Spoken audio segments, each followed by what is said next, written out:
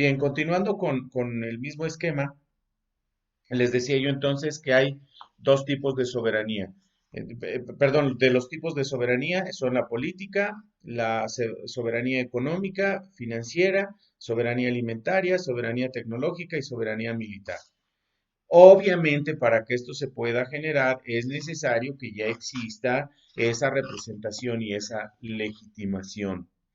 Ujú. Entonces, ustedes si me hacen favor de desarrollar los tipos de soberanía para efectos de la evaluación y conforme lo establece precisamente la carta descriptiva, y analicen y vean también ahí los temas a evaluar.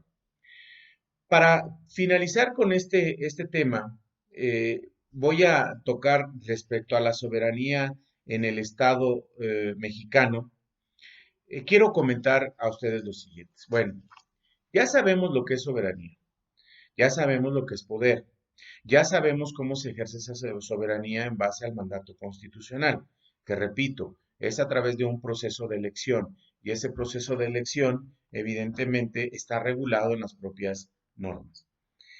Y repito, la, ese poder y esa facultad que tiene de representación el soberano o el que está a cargo del poder, ya sea el ejecutivo, ya sea el legislativo, ya sea el judicial, sus facultades y sus atribuciones están reguladas en la norma. Voy a referirme exclusivamente al Poder Ejecutivo. Evidentemente que pudiera encuadrarse en esto que voy a comentar en algunos otros tipos de poderes. El Poder Ejecutivo ha sido legitimado a través de un proceso de elección. Ese proceso de elección que se ha generado ha llevado unas etapas o ha llevado un proceso para su constitución. Y de esa manera, desde que una persona es candidata en su partido, que se registra entre las instituciones electorales, que llega el momento de la elección y que el ciudadano, a través de ese ejercicio de soberanía, lo elige y empieza a ejercer sus funciones. Si el poder ya está, si el representante en el poder ya está ejerciendo su representación, ¿sí? Si ya está ejerciendo su representación, esa representación es legítima. Por lo tanto, se constituye en una representación o de una investidura de representación, si ustedes lo quieren llamar así, que es por mandato de ley, tiene facultades y atribuciones y se denomina representativa. Entonces, el gobierno que ejerce ese poder tiene facultades y atribuciones para el ejercicio de su función.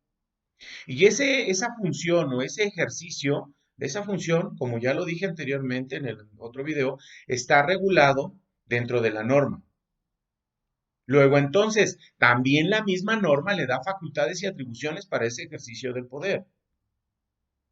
O sea, una vez que tú ya eres legitimado, no necesitas consultar de nueva cuenta al pueblo, porque caemos en otro supuesto dentro de los aspectos relevantes de la soberanía en el Estado mexicano, tenemos la soberanía representativa, es decir, tenemos la soberanía participativa, es decir, tenemos soberanía representativa y soberanía participativa. Por lo tanto, tenemos un poder soberano que se nos ha conferido a través de la representación. Ya cumplimos con ese requisito, ya somos gobernantes, ahora vamos a ejercer ese poder. Y ese poder lo tenemos que ejercer evidentemente en base a la norma, en base a la ley, en base a los lineamientos que contenga para el ejercicio de esa función. Entonces no necesito yo forzosamente irme eh, eh, a una representación participativa, la cual consiste en otra vez hacer consultas para poder legitimar el ejercicio de mi función. Eso no es posible. Es decir, yo ya tengo mi representación. Esa representación ya se me ha conferido en base a un procedimiento democrático. Luego entonces tengo lineamientos para poder ejercer esa función.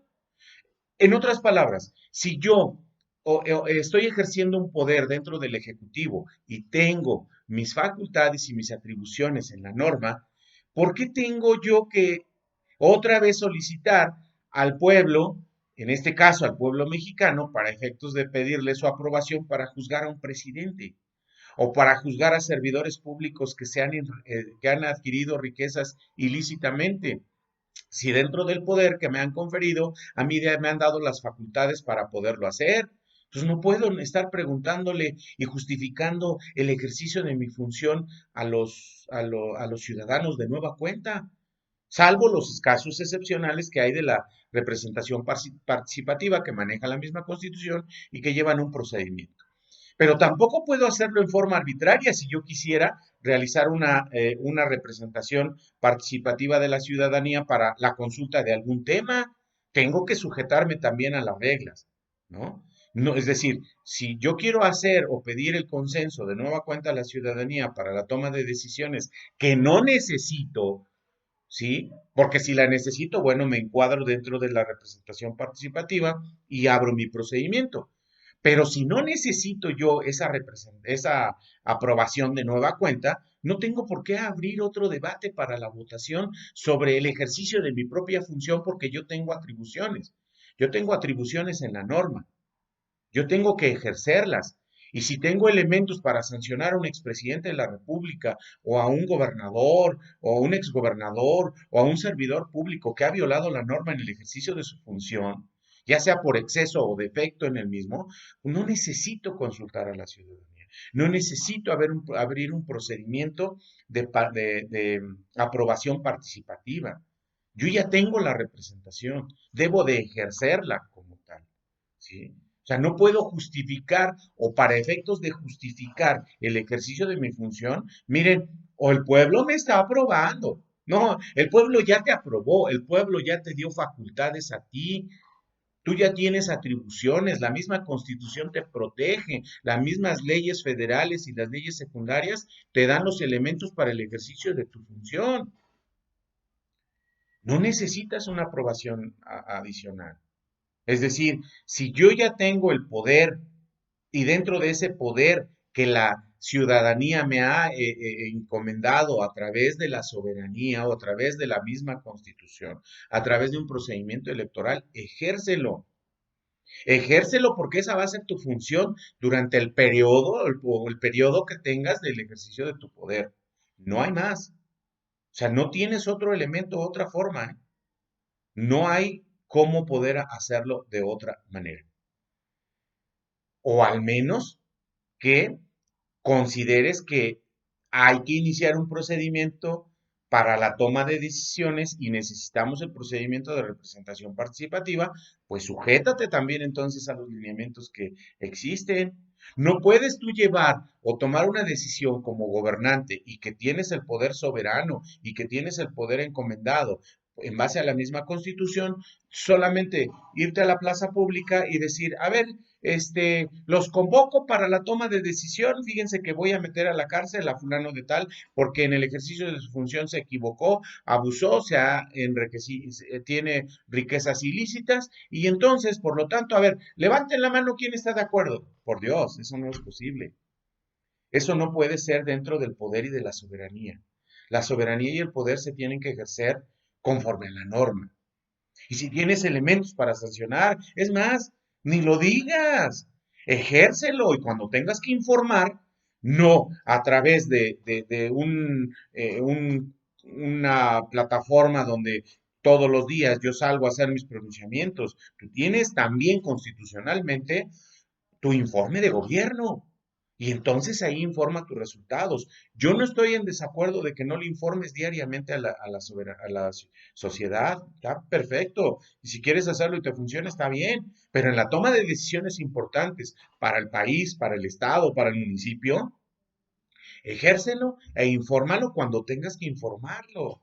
O si alguien te hace un cuestionamiento respecto a ese término, pues sé cuidadoso y para efectos de no divulgar el conocimiento de lo que estás haciendo, pues sé concreto, se está investigando, se va a proceder legalmente y no decir, es que si esto pasó, es culpa de, es que si esto pasó, es culpa de. Bueno, pues si lo hicieron mal, sanciónalos. Y no estés esperando a que la ciudadanía te vuelva o te quiera o quieras que te valide lo que constitucionalmente tú puedes ejercer. ¿sí? Entonces, eh, el Estado para eso está constituido como tal. Este tema del poder y la soberanía es muy polémico y nos podríamos pasar aquí platicando horas y horas y horas sobre algunos tópicos, pero en términos generales, yo creo que con que nosotros sepamos qué cosa es el poder, qué es la soberanía, cuáles son sus clases y respecto a los poderes del Estado, al poder de la soberanía del Estado, pues igual tenemos que irnos a la Constitución. Tenemos que establecer pues algunos lineamientos teóricos, algunos lineamientos conceptuales de autores, pero en realidad lo que yo les acabo de expresar como preocupación o como elemento esencial, yo espero que les sirva para el desarrollo de esta actividad. Pues nos veremos en la próxima transmisión. Me dio gusto saludarlos, les mando un saludo y cualquier cosa estoy a sus órdenes a través del mismo chat de la plataforma. Y repito, no se les olvide sus evidencias, su evidencia a evaluar que se encuentra en la carta descriptiva de su plataforma. Saludos y nos vemos.